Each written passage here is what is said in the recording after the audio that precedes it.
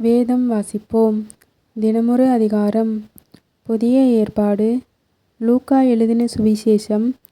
அதிகாரம் 21.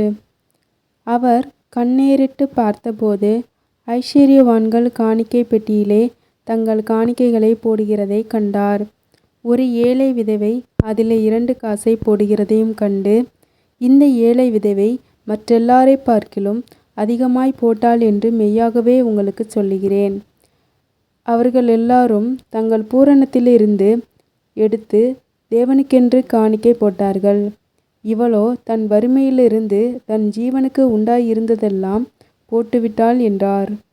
பின்பு அந்த சிறந்த கற்களினாலும் காணிக்கைகளினாலும் தேவாலயம் அலங்கரிக்கப்பட்டிருப்பதை குறித்து சிலர் சொன்னபோது அவர், நீங்கள் பார்க்கிற இவைகளில் ஒரு கல் மற்றொரு கல்லின் மேல் இராதபடிக்கு எல்லாம் இடிக்கப்படும் நாட்கள் வரும் என்றார்.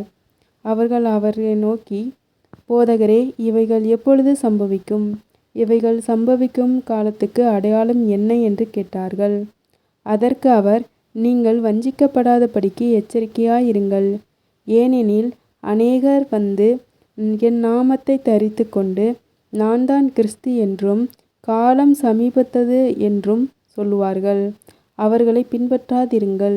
யுத்தங்களையும் கலகங்களையும் குறித்து நீங்கள் கேள்விப்படும்போது பயப்படாதிருங்கள். இவைகள் முன்னதாக சம்பவிக்க வேண்டியதே, ஆனாலும் முடிவு உடனே வராது என்றார். அப்பொழுது அவர் அவர்களை நோக்கி, ஜனத்துக்கு விரோதமாய் ஜனமும் ராஜ்யத்துக்கு விரோதமாய் ராஜ்யமும் எழும்பும். பல இடங்களில் மகா பூமி அதிர்ச்சிகளும் பஞ்சங்களும் கொள்ளை நோய்களும் உண்டாகும். வானத்திலிருந்து பயங்கரமான தோற்றங்களும் பெரிய அடையாளங்களும் உண்டாகும். இவைகள் எல்லாம் நடப்பதற்கு முன்னே என் நாமத்தின் நிமித்தம் அவர்கள் உங்களை பிடித்து ஜெப ஆலயங்களுக்கும் சிறைச்சாலைகளுக்கும் ஒப்புக்கொடுத்து ராஜாக்கள் முன்னதாகவும் அதிபதிகள் முன்பாகவும் உங்களை இழுத்து துன்புறுத்துவார்கள் என்றார். ஆனாலும் அது உங்களுக்கு சாட்சியாகுவதற்கு ஏதுவாயிருக்கும். ஆகையால் என்ன உத்தரவு சொல்ல வேண்டுமென்று கவலைப்படாதிருங்கள். உங்கள் மனதிலே நிர்ணயம் பண்ண கொள்ளுங்கள்.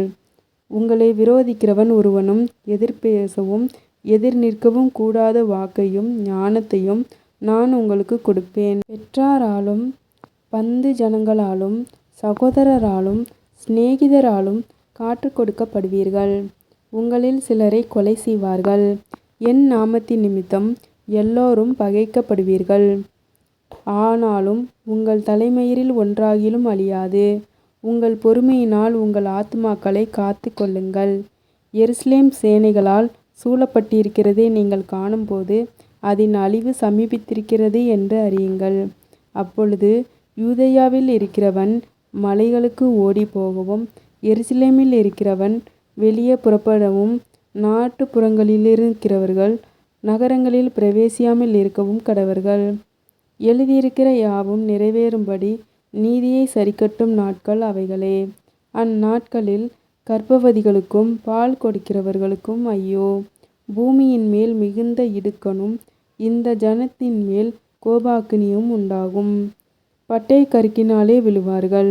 சகல புறஜாதிகளுக்குள்ளும் சிதறப்பட்டு போவார்கள். புறஜாதியாரின் காலம் நிறைவேறும் வரைக்கும் எருசலேம் புறஜாதியாரால் மிதிக்கப்படும். சூரியனிலும் சந்திரனிலும் நட்சத்திரங்களிலும் அடையாளங்கள் தோன்றும். பூமியின் மேலுள்ள ஜனங்களுக்கு தத்தளிப்பும் இடுக்கணும் உண்டாகும். சமுத்திரமும் அலைகளும் முழக்கமாயிருக்கும். வானத்தின் சத்துவங்கள் அசைக்கப்படும். ஆதலால் பூமியின் மேல் வரும் ஆபத்துகளுக்கு பயந்து எதிர்பாராதிருக்கிறதினால் மனுஷருடைய இருதயம் சோர்ந்து போகும். அப்பொழுது மனுஷகுமாரன் மிகுந்த வல்லமையோடும் மகிமையோடும் மேகத்தின் மேல் வருகிறதை காண்பார்கள். இவைகள் சம்பவிக்கத் தொடங்கும்போது உங்கள் மீட்பு சமீபமாயிருப்பதால் நீங்கள் நிமிர்ந்து பார்த்து உங்கள் தலைகளை உயர்த்துங்கள் என்றார். அன்றியும் அவர்களுக்கு ஒரு உவமையைச் சொன்னார். அத்தி மரத்தையும் மற்றெல்லா மரங்களையும் பாருங்கள். அவைகள் துளிர்க்கிறதை நீங்கள் காணும்போது வசந்த காலம் சமீபமாயிற்றென்று அறிகிறீர்கள். அப்படியே இவைகள் சம்பவிக்கிறதை நீங்கள் காணும்போது தேவனுடைய ராஜ்யம் சமீபமாயிற்றென்று அறியுங்கள்.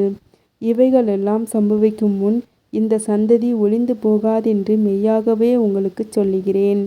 வானமும் பூமியும் ஒழிந்து போம், என் வார்த்தைகளோ ஒழிந்து போவதில்லை. உங்கள் இருதயங்கள் பெருந்திண்டினாலும் வெறியினாலும் லௌகீக கவலையினாலும் பாரமடையாதபடிக்கும் நீங்கள் நினையாத நேரத்தில் அந்த நாள் உங்கள் மேல் வராதபடிக்கும் எச்சரிக்கையாயிருங்கள். பூமியிலெங்கும் குடியிருக்கிற அனைவர் மேலும் அது ஒரு கண்ணியைப் போல வரும். ஆகையால் இனி சம்பவிக்கப் போகிற இவைகளெல்லாம் நீங்கள் தப்பி மனுஷகுமாரனுக்கு முன்பாக நிற்க பாத்திரவான்களாக எண்ணப்படுவதற்கு எப்பொழுதும் ஜெபம் பண்ணி விழித்திருங்கள் என்றார். அவர் பகல் காலங்களில் தேவாலயத்திலே உபதேசம் பண்ணி கொண்டிருந்து ராக்காலத்தில் வெளியே போய் ஒலிவமலை எனப்பட்ட மலையிலே தங்கி வந்தார். ஜனங்கள் எல்லோரும் அவருடைய உபதேசத்தை கேட்கும்படி அதிகாலமே தேவாலயத்தில் அவரிடத்திற்கு வருவார்கள். ஆமேன். கர்த்தருடைய ஆசீர்வாதம் உங்கள் மேல் இருப்பதாக. ஆமேன்.